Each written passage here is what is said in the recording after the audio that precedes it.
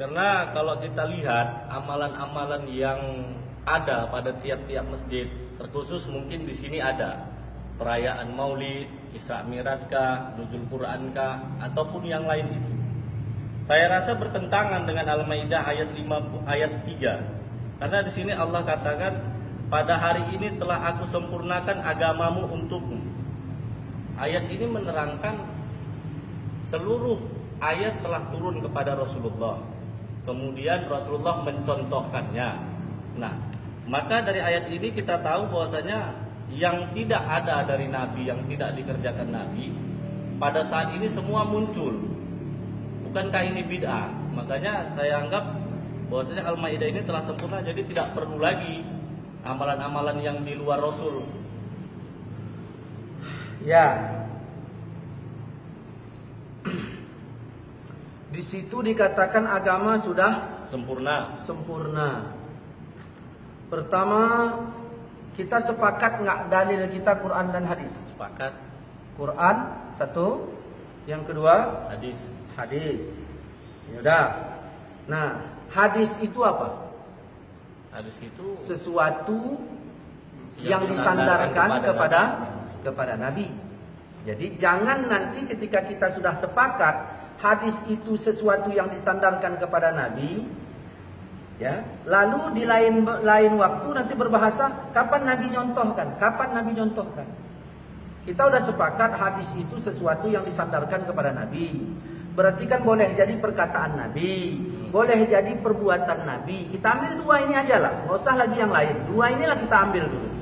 Kalau Nabi tak buat dan Nabi ternyata berkata tentang itu, maka kita menjadi sunnah dari perkataan Nabi, bukan dari perbuatan Nabi.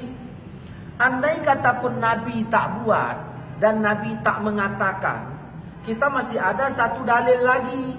Apa itu? Al-Quran. Dan ini menjadi rujukan yang pertama. Makanya dalam dialog kita yang lalu tentang masalah kenduri kematian, kita kan udah sepakat tidak boleh menentang Rasul, tidak boleh menentang Allah. Tentang masalah keluarga orang yang meninggal, siapa itu namanya, keluarga Ja'far yang meninggal. Apa kata Nabi? Berdasarkan sunnah, Nabi menyuruh sahabat membuatkan makanan untuk keluarga Ja'far. Ini nggak boleh kita tentang. Cuman kan dalil kita kan Quran satu, hadis satu. Nah, yang dari Quran mana? Kan ini yang saya katakan, orang yang menafkahkan hartanya dengan di waktu lapang dan sempit. Ya. Sedari Al-Quran dibolehkan ini bersedekah. Dari hadis dianjurkan, ya, jiran tetangga untuk bersedekah, dianjur. Kalau dari sini dibolehkan. Jadi gini lah Ustaz, kalau mau kita kaitkan dengan hadis yang dari Aisyah, man ahdasa fi amrina. Nah, justru karena itu, makanya memahami hadis itu, man ahdasa, siapa yang telah mengada-ngada, ya kan? Yang telah mengada-ngada fi amrina. Itu kalau mau dibedah khusus, nanti kita cari waktunya. Ahdas dengan af'al itu beda loh. Yang Nabi bilang yang ahdas, bukan man af'al. Yang kedua kata fi amrina, berarti keluar yang bukan amrina. Yang ketiga ma laisa minhu, sesuatu yang enggak ada darinya, kan gitu. Baru itu ditolak. Jadi siapa yang mengada-ngada dalam agama ini yang enggak ada darinya, itu ditolak. Apa yang mau dibahas? Mau bahas orang baca Yasin di tempat duka? Yasin itu yang dibaca itu ada nggak dari agama? Dari agama. Ada. Maka kalau ada, berarti nggak ditolak. Yang ditolak yang nggak ada dari agama. Kan begitu. Ini fokus pertanyaannya kemana ini sebenarnya?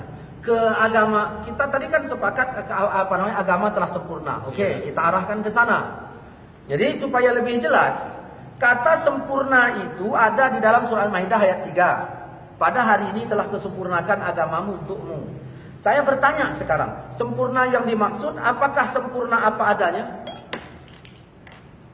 Ini sempurna apa adanya? Atau sempurna sebagai contoh?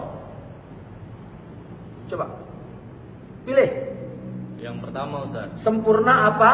adanya. Sempurna apa adanya. Oke. Nah, berarti setelah turun ayat ini sempurnalah sudah kan? Habis. Habis. Sempurna semua. Saya tanya, mana duluan turun ayat wa tammat kalimatu rabbika dan al yauma akmaltu lakum. Wa tammat kalimatu rabbika. Telah tamat kalimat Tuhanmu. Kan ada ayatnya. Ada kan? Dapat. Telah sempurna kalimat Tuhan. Ayat itu dengan pada hari ini kusempurnakan. Mana duluan turun? Saya nggak jawab. Dah, itu dulu. Nah, kalaulah sempurna apa adanya, baca sejarah. Apa yang dibuat Aisyah setelah Rasulullah wafat?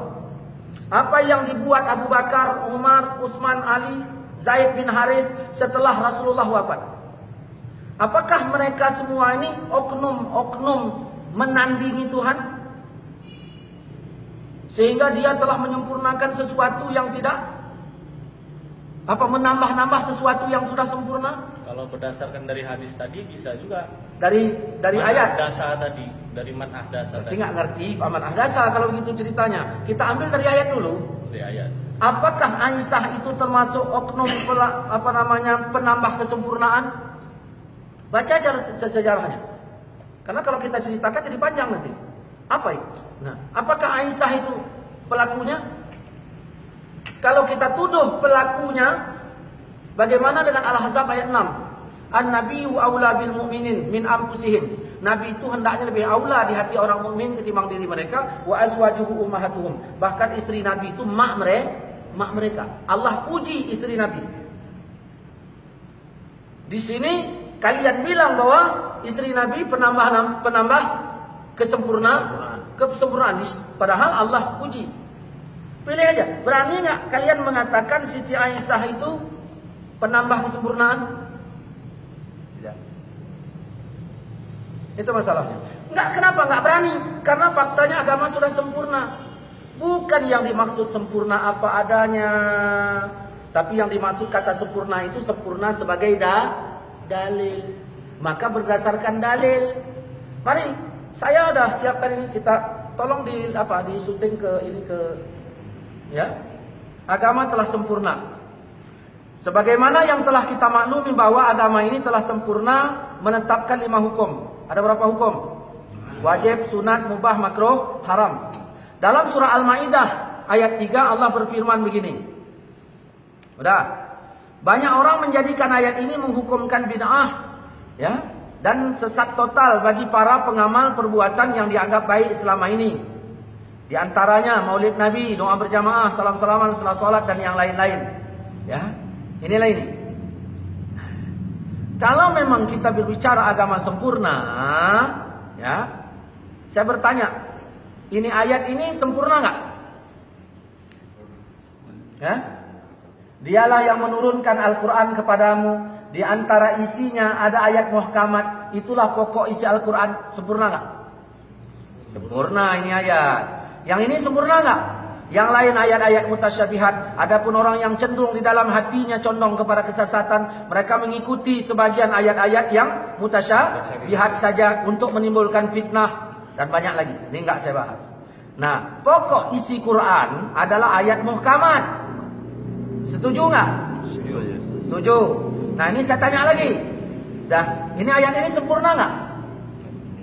Dan inilah jalan Tuhanmu, jalan yang lurus. Sesungguhnya kami telah menjelaskan ayat-ayat kami kepada orang-orang yang mengambil pelajaran. Sempurna nggak? Sempurna. Nah, ini 4 poin. Ayat ini ada 4 poin yang dapat kita ambil. Pertama, disebut kata al-yauma pada hari ini. Yang kedua, agama sudah sempurna. Yang ketiga, nikmat sudah cukup. Islam diridhoi sebagai agama Nabi Muhammad. Secara keseluruhan, pada hari ini Allah sempurnakan agama Rasulullah. Pada hari ini Allah cukupkan nikmat untuk Rasul. Pada hari ini Allah ridhoi agama Rasulullah. Jelas nggak? Jelas. Ya. Apakah tidak boleh bermaksud lain? Apakah tidak boleh bermaksud lain? hari ini telah sempurna. Baca ini. Apakah ayat ini ayat yang terakhir? Kalau ada lagi, berarti belum sempurna. Apakah gitu maksud pemahamannya? Ini ayat yang terakhir ini. Baca kitab tafsir-tafsir, ini dia. Ini dia. Kita tengok lagi nih. Nah, hari ini nikmat sudah cukup. Apakah Nabi wafat setelah hari itu? Kalau belum, berarti masih memerlukan nikmat tambahan untuk kelangsungan hidup beliau. Apakah begitu cara memahaminya? Hari ini Islam diridhoi sebagai agama Nabi. Apakah sebelum-sebelumnya keislaman Rasulullah tidak diridhoi? Apakah begitu cara memahaminya? Apakah begitu maksudnya? Karena harus mengambil yang jelas-jelas saja. Islam sudah sempurna. Kita tahu landasan kita yang paling utama adalah Quran dan hadis. Apakah setelah itu tidak ada lagi yang turun? Atau amanah Rasul? Kalau ada diambil juga sebagai dalil, maka termasuk penambahan yang sudah sempurna. Nih, tengok ini. Mana duluan ayat itu turun ketimbang ini?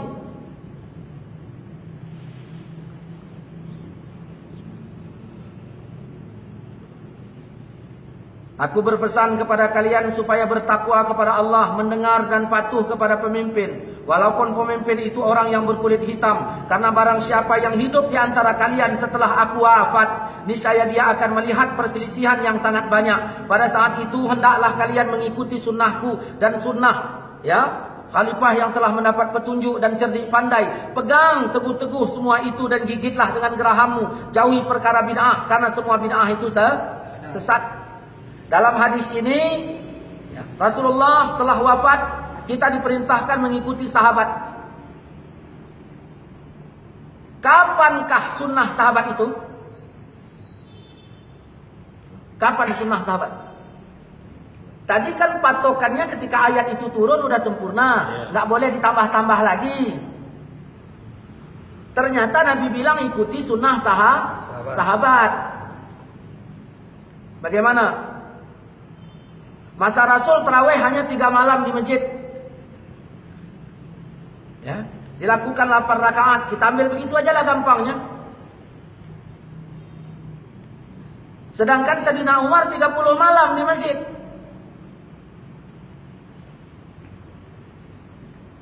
Apakah Sayyidina Umar menambah-nambahi?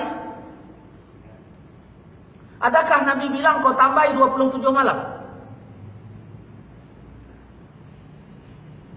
Nah, Majelis Tarjih Muhammadiyah melakukan salat tarawih 8 rakaat di masjid. Malamnya 30 malam, nambah juga itu. Pernah Nabi bilang kau tambahi 27 malam lagi? Apakah dia telah menambah-nambahi kesempurnaan? Banyak masalah kalau mau diangkat. Kita lanjutkan masalah sempurna. Al-Quran sudah sempurna. Nah, ininya nggak saya bahas ya di sini. Perintah sempurna, larangan sempurna, janji pahala telah sempurna, janji dosa juga telah sempurna. Ini sekarang. Ini kita lihat di sini hadis dari Mu'az bin Jabal bahwasanya Rasulullah ketika mengutusnya ke wilayah Yaman, beliau bertanya kepadanya, bagaimanakah kamu memutuskan perkara yang diajukan kepadamu? Jawab Mu'az apa? Saya akan memutuskan dengan Al-Quran. Rasul bertanya lagi, kalau tidak kau temukan dalam Al-Quran bagaimana? Jawab Mu'az dengan sunnah. Rasul tanya lagi, kalau nggak ada dalam Quran dan sunnah bagaimana? Aku mencurahkan pikiranku tanpa ragu sedikit pun. Mendengar jawaban itu, Rasul meletakkan tangan ke dadanya seraya berkata, segala puji bagi Allah yang telah memberikan taufik kepada utusan Rasulullah hingga menyenangkan hati Rasulullah. Tengok ini. Nabi menyuruh ke Yaman, tugasnya berdakwah, memutuskan perkara hukum Allah. Beliau berijtihad, mendahulukan Quran, kemudian sunnah. Beliau berijtihad bila tidak ada hukum yang ditanyakan itu dalam Quran dan sunnah. Nabi setuju, senang atas ijtihad Muaz hingga Nabi mengusap dada beliau dan mendoakannya. Nabi tidak melarang Muaz berijtihad dan Nabi juga tidak membid'ahkan ijtihadnya. Saya tanya, ijtihad itu keluar setelah agama sempurna apa belum? Belum. Sempurna. Saya tanya lagi, Islam ijtihad itu keluar setelah agama sempurna apa belum? Sempurna. Setelah agama sempurna. Apakah ijtihad itu termasuk menyempurnakan yang sudah sempurna?